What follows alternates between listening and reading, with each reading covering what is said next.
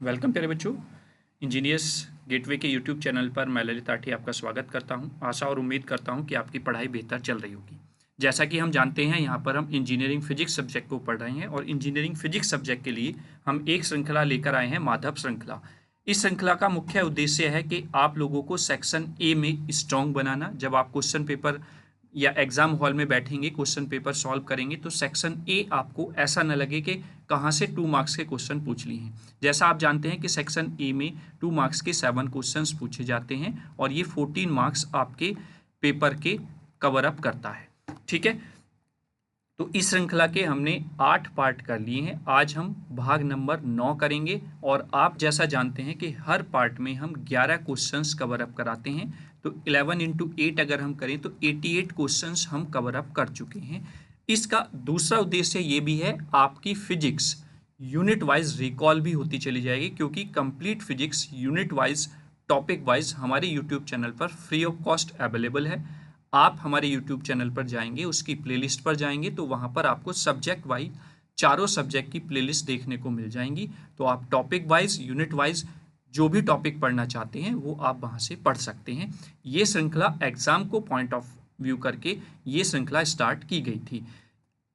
यहाँ पर हम 11 क्वेश्चंस का सगुन आपको प्रोवाइड कराते हैं डेली बेसिस पर।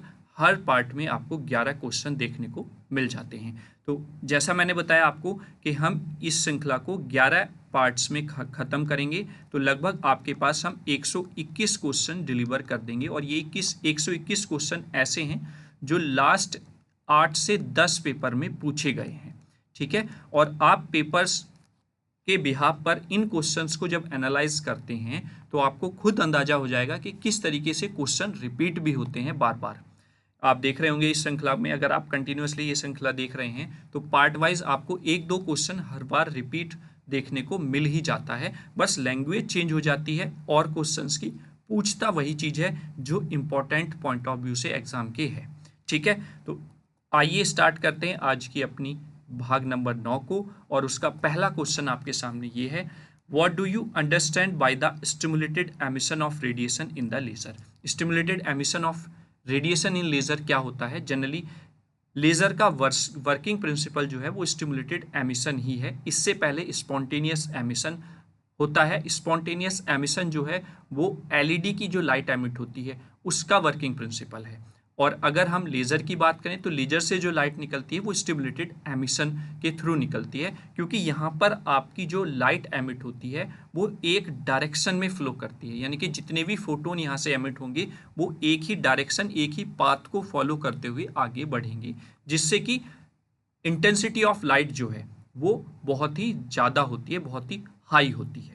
ठीक है, आप लिखेंगे कैसे, एक्सप्लेन कैसे करेंगे। Stimulated emission of radiation in the laser involves an excited atom emitted a photon specific energy when triggered by the another photon. यानी कि स्टिमुलेटेड एमिशन ऑफ रेडिएशन में लेजर का वर्किंग प्रिंसिपल है ये, और इसमें जब एटम एक्साइटेड स्टेट से नीचे आता है तो एक स्पेसिफिक एटम फोटोन जो स्पॉन्टेनियस एमिशन के थ्रू क्या हुआ है, जनरेट हुआ है, एमिट हुआ है, वो इसको ट्रिगर करता है और एक अनदर फोटोन जनरेट कर देता है, resulting in the release of the coherent. और ये जो है ये कोहेरेंट फॉर्म में आपका रिलीज करता है, मोनोक्रोमेटिक होता है, हाईली डायरेक्शनल लाइट होती है through the amplification of the stimulated emission.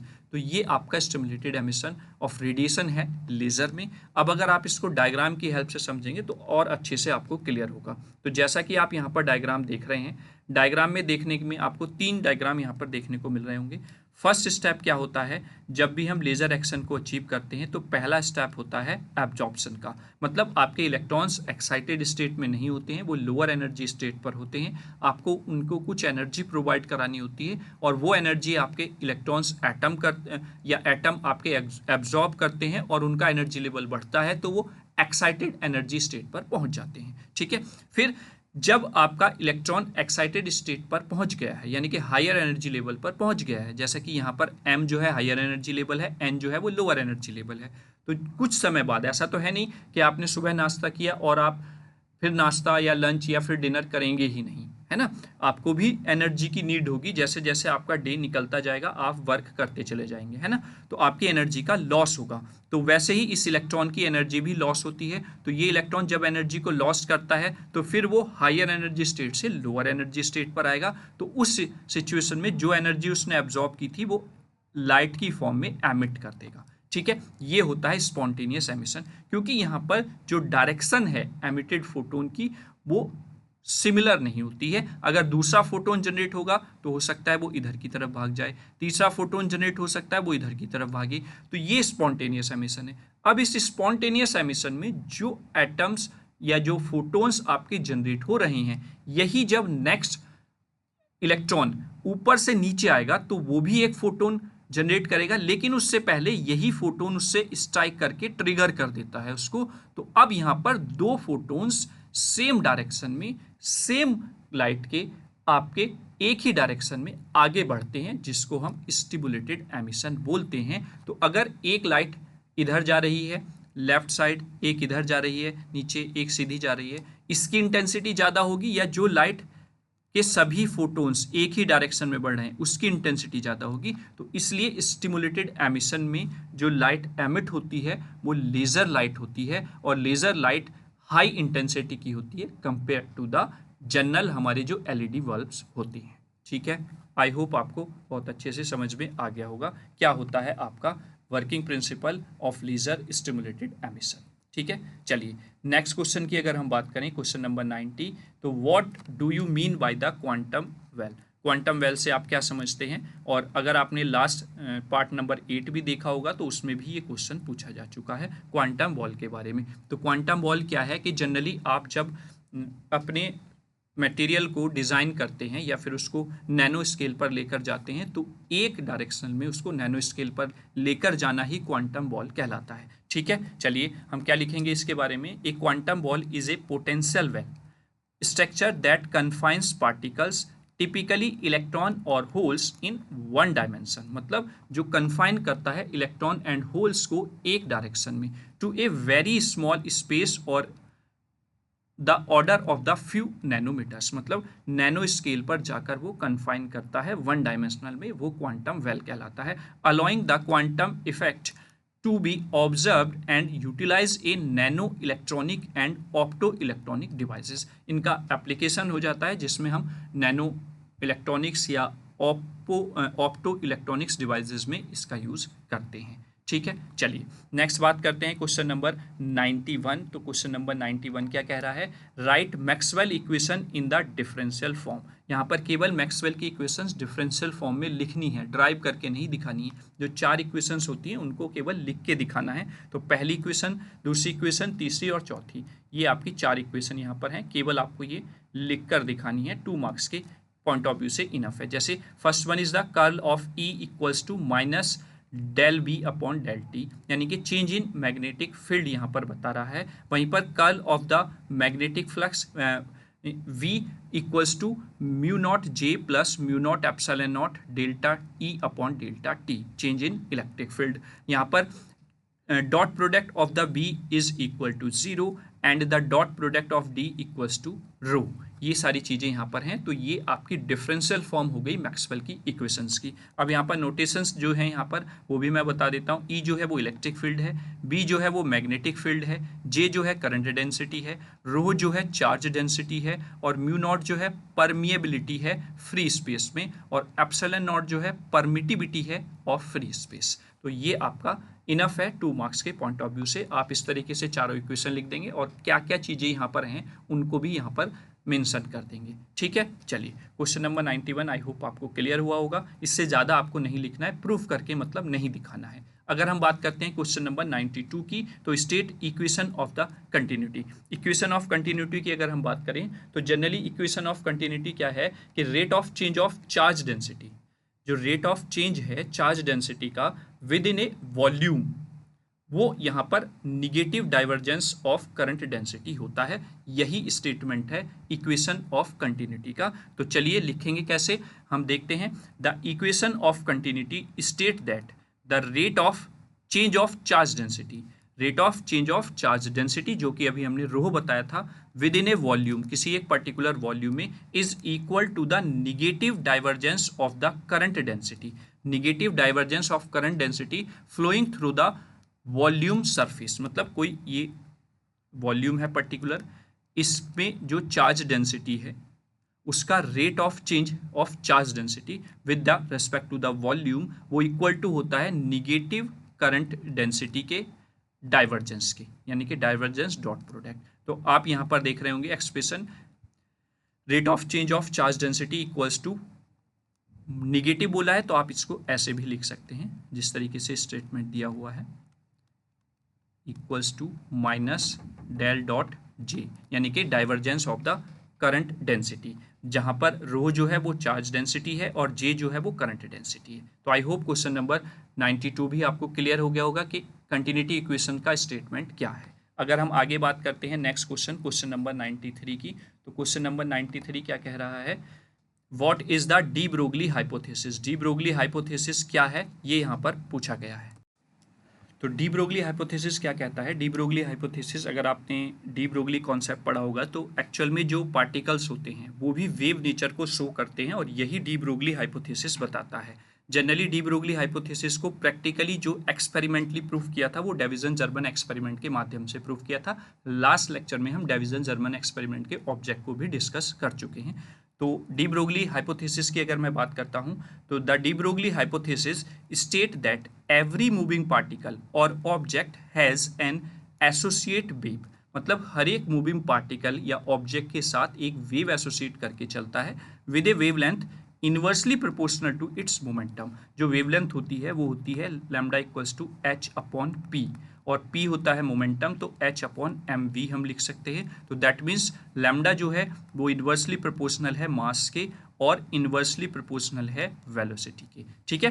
तो allowing particle to exhibit wave like behaviour and providing a basic for the development of the quantum mechanics, और जो कि एक कह सकते हैं नींव है क्वांटम मैकेनिक्स को डिस्क्राइब करने की या डेवलप करने की। तो ये आपका डी ब्रोगली हाइपोथेसिस हो जाता है, ठीक है। चलिए नेक्स्ट क्वेश्चन की अगर हम बात करें 94 की, तो what is the black body radiation. तो ब्लैक बॉडी रेडिएशन क्या होता है बहुत अच्छे से आपको पता होगा, कई बार ये क्वेश्चन इस सीरीज में हम कवर अप कर चुके हैं। ब्लैक बॉडी रेडिएशन होता है कि कोई बॉडी जिस पर अगर हम कोई भी रेडिएशन इंसिडेंट करते हैं, जैसे ये कोई बॉडी है, अगर हम इस पर कोई भी इंसिडेंट करते हैं रेडिएशन किसी भी वेवलेंथ का, किसी भी फ्रीक्वेंसी का, तो उसको सबको ये क्या कर लेता है, एब्जॉर्ब कर लेता है, ठीक है। और फिर एक पर्टिकुलर टेम्परेचर पर जाकर यही सभी लाइट की वेवलेंथ के लाइट को क्या करता है, एमिट करता है।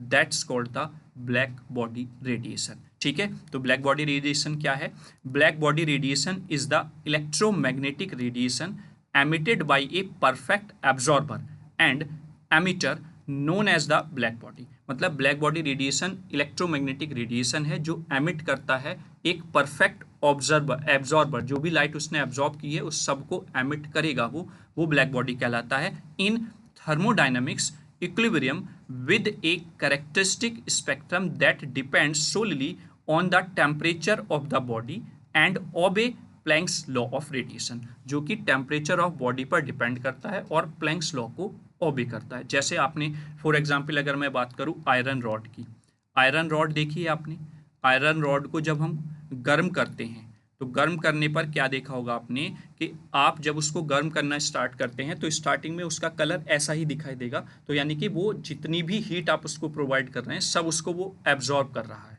सारी लाइट वो एब्जॉर्ब कर रहा है। जैसे जैसे आप उसको गर्म करते रहेंगे तो धीरे धीरे आप क्या देखते हैं, उसका टाइम पीरियड जैसे जैसे बढ़ता है गर्म करने का तो उसका कलर चेंज होना स्टार्ट हो जाता है। तो वही एक कॉन्सेप्ट है ब्लैक बॉडी का। तो ब्लैक बॉडी मतलब आयरन की रॉड को जब गर्म करना स्टार्ट किया तो उसने सारी एनर्जी को एब्जॉर्ब करना स्टार्ट कर दिया, लेकिन एक पर्टिकुलर टेम्परेचर पर जाकर वो फिर अलग अलग लाइट या अलग अलग कलर की रॉड आपको देखने को मिलती है, यानी कि उस समय वो अलग अलग वेवलेंथ या अलग अलग फ्रीक्वेंसी की रेडिएशन जनरेट कर रहा है, एमिट कर रहा है। यही ब्लैक बॉडी रेडिएशन है, ठीक है। फॉर एग्जाम्पल अगर हम इस डायग्राम की हेल्प से समझें तो डायग्राम ये है, इस डायग्राम में आपका अलग अलग वेवलेंथ की यहाँ से लाइट आ रही हैं जिनको सभी को ये ब्लैक बॉडी क्या कर रही है, एब्जॉर्ब कर रही है, ठीक है। और एक स्पेसिफिक टेम्परेचर पर जाकर सभी वेवलेंथ की लाइट आपको यहाँ से देख रहे होंगे एमिट होती हुई देखने को मिल रही है, ठीक है। तो यही आपका ब्लैक बॉडी रेडिएशन कहलाता है, ठीक है। तो ये हो गया आपका black body radiation. I hope आपको क्लियर हो गया होगा। चलिए नेक्स्ट क्वेश्चन पर चलते हैं और पहले कलर चेंज कर लेते हैं। नेक्स्ट क्वेश्चन नंबर 95 क्या कह रहा है, 95 कह रहा है why two independent sources can not be coherent. दो इंडिपेंडेंट सोर्सेज कोहेरेंट क्यों नहीं है, या इससे पिछले वाले पार्ट में हमने इसी तरीके का एक क्वेश्चन देखा था कि दो इंडिपेंडेंट सोर्सेज को इंटरफेरेंस को प्रोड्यूस क्यों नहीं करते हैं। तो दोनों का आंसर सेम इज दैट ये है कि दो इंडिपेंडेंट कोहेरेंट सोर्सेज जो हैं, या दो इंडिपेंडेंट सोर्सेज जो है वो कोहेरेंट इसलिए नहीं होते हैं क्योंकि ये दोनों सोर्सेज से जो लाइट निकलती है वो कांस्टेंट फेज डिफरेंस को मेंटेन नहीं कर पाती है। या फिर हम ये कह सकते हैं कि जब दो इंडिपेंडेंट सोर्सेज हैं तो उनकी लाइट इंटरफेरेंस इस वजह से प्रोड्यूस नहीं कर पाती है क्योंकि वे दोनों लाइट इंडिपेंडेंट होती हैं और वो कांस्टेंट फेज डिफरेंस को मेंटेन नहीं कर पाती हैं, ठीक है। तो अगर मैं यहाँ पर बताऊँ तो two independent sources can not be coherent because their wave emissions are not synchronized or in a fixed phase relationship with each other। यानी कि दोनों की जो लाइट निकल रही है वो एक दूसरे के साथ फिक्स्ड फेस रिलेशन को मेंटेन नहीं कर पाती या कांस्टेंट फेस डिफरेंस मेंटेन नहीं कर पाती है। For example two separate light bulbs will emit light waves that are incoherent and out of phase. मतलब अगर रूम में दो सेपरेट लाइट के बल्ब्स लगे हुए हैं और उनको हम ऑन कर देते हैं तो वहाँ से जो लाइट निकल रही है वो आउट ऑफ फेस रहती है, उनसे जो लाइट निकल रही है वो कांस्टेंट फेस मेंटेन नहीं कर पाती है, जिस वजह से वो दोनों सोर्सेज कैसे होते हैं, इनकोहेरेंट होते हैं और वो इंटरफेरेंस को प्रोड्यूस नहीं कर सकते हैं, ठीक है। यहाँ पर अगर देखें तो ये आपके दोनों टाइप के सोर्सेज आपको देखने को मिल रहे होंगे। कलर मैं चेंज कर लेता हूँ। यहाँ पर ये आपका इनकोहेरेंट सोर्सेज हैं, देख रहे होंगे आप। यहाँ पर एक सोर्स से सपोज ये लाइट जा रही है, एक सोर्स से ये है, एक ये है, एक ये है और एक ये है। तो इन सब के बीच में कहीं पर भी आपको फेस मेंटेनेंस देखने को नहीं मिल रहा होगा। वहीं पर अगर कोहेरेंट सोर्सेज को अगर आप देखते हैं तो एक वेव ये है, दूसरा वेव ये है, तीसरा ये है, चौथा ये है, पांचवा ये है। तो सबके बीच में एक कांस्टेंट फेस मेंटेनेंस आपको देखने को मिल रहा होगा। तो ये आपका कोहेरेंट सोर्सेज और इनकोहेरेंट सोर्सेज देखने को यहाँ पर इमेज में आपको पता चल रहा होगा कि कैसे हम यहाँ पर बता सकते हैं कि कौन सा सोर्स कोहेरेंट है और कौन सा सोर्स इनकोहेरेंट है, ठीक है। चलिए क्वेश्चन नंबर 96 की बात करते हैं। क्वेश्चन नंबर 96 कहता है कि पहले तो आप सर पेन का कलर चेंज कीजिए तभी मैं आगे बता पाऊंगा क्वेश्चन को, है ना। कि what do you understand by the resolving power of an optical instrument. मतलब ऑप्टिकल इंस्ट्रूमेंट की रिजॉल्विंग पावर जो है वो क्या होती है, इससे आप क्या समझते हैं ये बताना है। रिजॉल्विंग पावर नाम से ही पता चल रहा है, रिजॉल्व किसी चीज को सॉल्व करना। किसी भी इंस्ट्रूमेंट की वो पावर वो दो ऑब्जेक्ट को अगर सॉल्व कर रहा है, सॉल्व मतलब अलग अलग दिखा पा रहा है, तो वही उसकी रिजॉल्विंग पावर कहलाती है। जैसे आपकी आइज की भी एक रिजॉल्विंग पावर है। अगर सामने से कोई रात में लाइट आ रही है या फिर कोई कार आ रही है तो अगर वो कुछ डिस्टेंस पर है तो वो आपको दोनों हेडलाइट से जो लाइट आ रही है वो एक ही सोर्स से आती हुई दिखेगी। जैसे जैसे पास आएगी तो वैसे वैसे आपकी आइज उसको रिजॉल्व करना स्टार्ट करेंगी और एक डिस्टेंस पर जाकर आपको वो दोनों हेडलाइट्स से जो लाइट आ रही है वो सेपरेट दिखाई देने लगेगी। That's the resolving power of that optical instrument. वैसे ही वो रिजॉल्विंग पावर आपकी आइज की हो जाएगी। तो कैसे लिखेंगे आप, the resolving power of an optical instrument refer to its ability to disting between the two closely spaced object और डिटेल्स एज सेपरेट एंटिटीज। मतलब रिजॉल्विंग पावर किसी भी ऑप्टिकल इंस्ट्रूमेंट की वो एबिलिटी है जो दो क्लोजली स्पेस्ड ऑब्जेक्ट्स को डिस्टिंग्विश कर सके, मतलब अलग अलग दिखा सके। For example a high resolution microscope has a higher resolving power allowing it to distinguish between the finer details or the smaller object that would appear blurred or merged together through a lower resolution instrument। मतलब आपने देखा होगा कि जो हम telescope से या microscope से छोटे छोटे ऑब्जेक्ट्स को जब देखते हैं तो वो अलग अलग दिखा देते हैं उनको, है ना। जबकि अगर आप जनरली अगर आप देखें जैसे डॉक्टर या फिर लाइफ बॉय का या फिर किसी भी साबुन का आप ऐड देखते हैं डिटॉल का, तो आपके हैंड के ऊपर जब एक इंस्ट्रूमेंट रखा जाता है, मैग्नीफायर रखा जाता है, तो वो आपके हाथ पर जो कीटाणु होते हैं उनको दिखा देता है ना। तो यानी कि वो छोटे छोटे पार्टिकल्स को सेपरेट करके आपको दिखा पा रहा है, वो उसकी रिजॉल्विंग पावर हो जाएगी उस इंस्ट्रूमेंट की। ठीक है, चलिए नेक्स्ट क्वेश्चन देखते हैं। और इसको आप इमेज से भी समझ सकते हैं। अगर यहाँ पर आप इमेज को ध्यान में रखें तो इमेज में आप देख रहे होंगे ये दो क्लोजली स्पेस्ड आपके ऑब्जेक्ट हैं, सोर्सेज की लाइट आ रही है और आप एक ऑप्टिकल इंस्ट्रूमेंट के माध्यम से इन दोनों को अलग अलग देख पा रहे हैं। तो this is the optical instrument resolving power, जिस पर वो आपको उन दोनों ऑब्जेक्ट्स को सेपरेट करके दिखा पा रहा है। ठीक है, चलिए क्वेश्चन नंबर 97 क्या कह रहा है कि describe the basic principle of an optical fibre communication. Optical fibre communication का बेसिक प्रिंसिपल क्या होता है वो यहाँ पर डेस्क्राइब कराया गया है। तो ऑप्टिकल फाइबर का बेसिक प्रिंसिपल होता है TIR, यानी कि टोटल इंटरनल रिफ्लेक्शन। तो optical fibre communication works by transmitting data through the pulses of light along A optical fibre. मतलब ऑप्टिकल फाइबर का जो वर्किंग है वो क्या है, डेटा को ट्रांसमिट करना in the form of the pulses, जो लाइट की पल्सेस हैं उनकी फॉर्म में through the optical fibre, utilising the TIR यानी कि total internal reflection to guide the light through the fibre with minimum losses enabling long distance and higher bandwidth data transmission. मतलब TIR की help से light को optical fibre के through long distance तक पहुंचाना और कम लॉसेस के साथ पहुंचाना और हाई बैंडविड्थ डेटा ट्रांसमिशन करना, वो आपका ऑप्टिकल फाइबर का बेसिक प्रिंसिपल हो जाता है। अब TIR क्या है उसको हम समझ लेते हैं इस डायग्राम के माध्यम से। यहाँ पर आप देख रहे होंगे कि ये आपकी नॉर्मल लाइन है। ठीक है, जब हमने इस पर कोई भी लाइट इंसिडेंट की I1 एंगल पर, तो ये आगे जाके दूसरे मीडियम में जिसका रिफ्रैक्टिव इंडेक्स N1 है, इसका रिफ्रैक्टिव इंडेक्स N2 है। ठीक है, तो यहाँ पर जब लाइट गई है तो आगे किसी एंगल पर रिफ्लेक्ट हो जाएगी। अगर मैं इस एंगल को बढ़ा देता हूँ, एंगल ऑफ इंसिडेंस को मैंने इंक्रीज कर दिया, तो ये एंगल ऑफ रिफ्रैक्शन भी क्या हो जाएगा, इंक्रीज हो जाएगा। फिर अगर मैं और फर्दर इंक्रीज कर देता हूँ और ये जो I है ये क्रिटिकल एंगल के इक्वल हो जाता है, या फिर हम बोलें कि जब ये एंगल ऑफ रिफ्लेक्शन 90 डिग्री हो जाता है तो ये एंगल ऑफ इंसिडेंस जो है वो क्रिटिकल एंगल बन जाता है। अब जैसे ही इससे ज़्यादा आप एंगल को बढ़ाएंगे देन यू गेट कि आपकी जो लाइट है वो उसी मीडियम में वापस हो जाएगी, और दैट्स कॉल्ड द TIR।